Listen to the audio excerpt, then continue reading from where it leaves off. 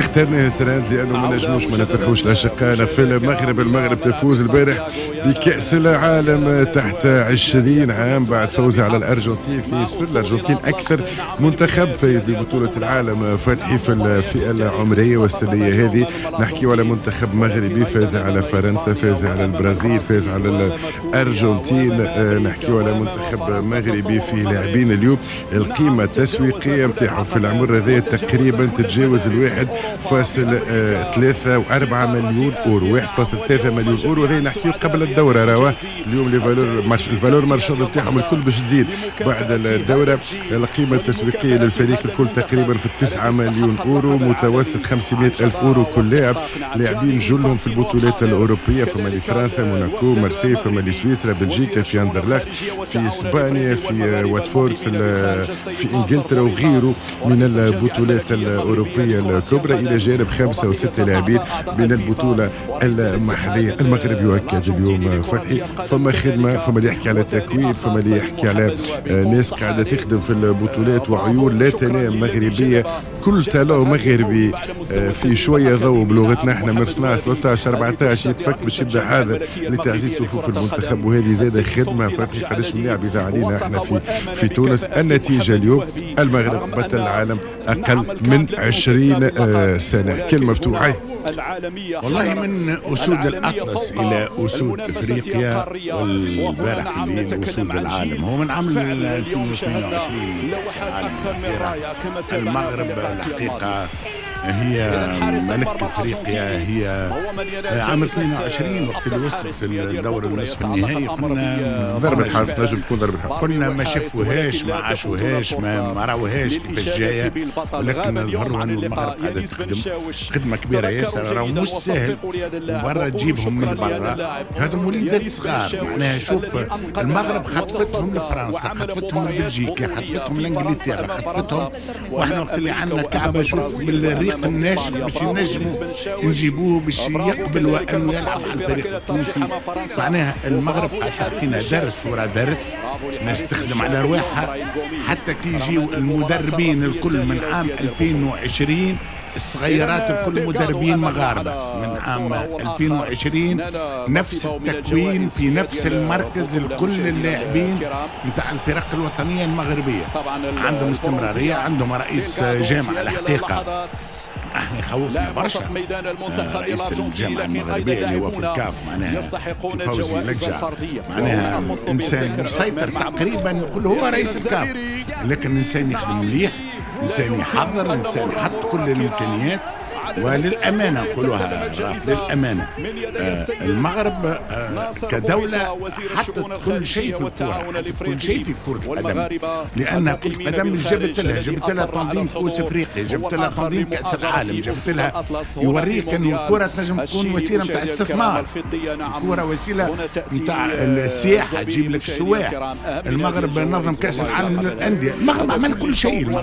المغرب اليوم في كرة القدم مرجع، ومرجع ماهوش عربي وافريقي هرب بين الناس الكل حقيقه كعرب وكافر.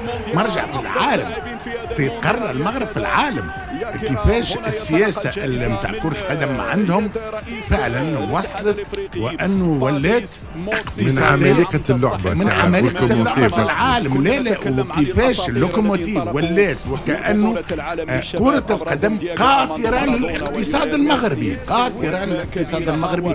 وهذا بطبيعه الحال التتويج نتاع البارح مع شكون؟ مع الارجنتين اللي هز كاس العالم هذه 6 مرات.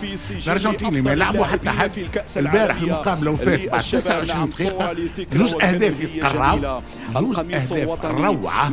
المغرب فعلا نجم نقول انه اليوم ملك العالم عن جدارة، ملك العالم عن جدارة. مبروك لاخواتنا المغاربه، نتصوروا الفرحه اللي عايشينها. كان احنا من البارح منتخبنا وصل للنهائي وهز، معناها كانت تكون فرحه هستيريه. دونك نتصوروا اليوم الفرحه اللي قاموا عليها الاشقاء في المغرب. مبروك لكل المغاربه في العالم هذا التتويج. من حقنا نفرحوا لهم ومن حقنا زاد نغيروا ناصر. بعدت برشا علينا المغرب اليوم يسيطر على القاره، يسيطر على العالم. نصف نهائي كاس عالم، اليوفا فايزين بكاس العالم.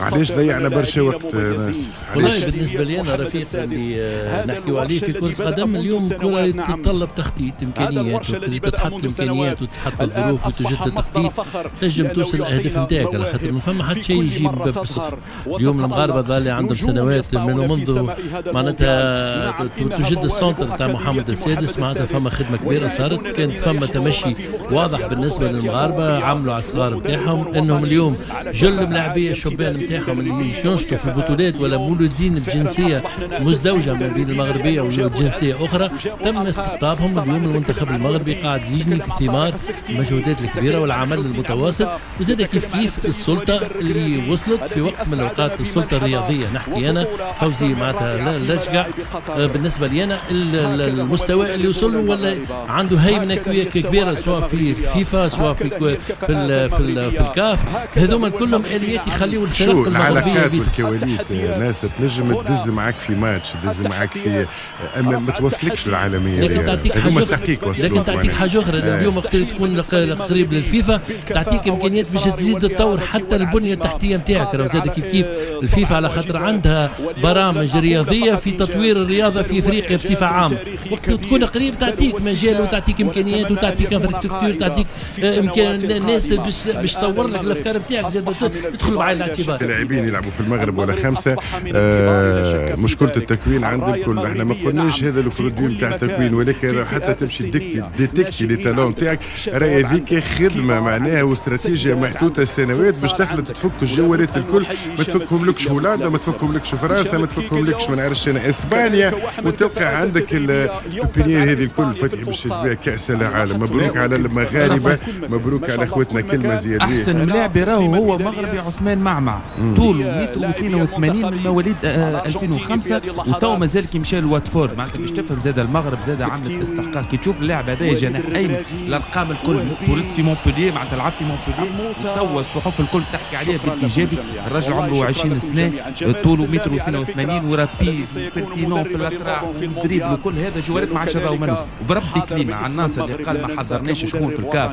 نحن في يوم من الايام كان عندنا طارق بوشماوي، وللاسف التوانسه كسرت طارق بوشماوي اللي كان باش يوصل المرحله خاطر عندها قيمه للكواليس. مع احترامنا بيان سور طارق بوشماوي ما يشك حتى حد في مكانه الرجل وفي قيمته التسييريه وكذا. مش وصول طارق بوشماوي هو اللي باش يعطيك ملاعبيه على التيران، ماذوش نحكيو في مشاكل غلط، ينجم يدافع عليك باش ما يضربكش اربيتر باش كذا.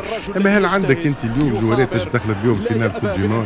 المنتخبات الشبان نتاعنا عندنا وين ما نعرفوهمش حتى وين ماشيين، شو قاعدين يعملوا، تلمو بعاد على النتائج الايجابيه. دونك المغرب اليوم ناخذوا منها العبره، ناخذوا منها الدرس.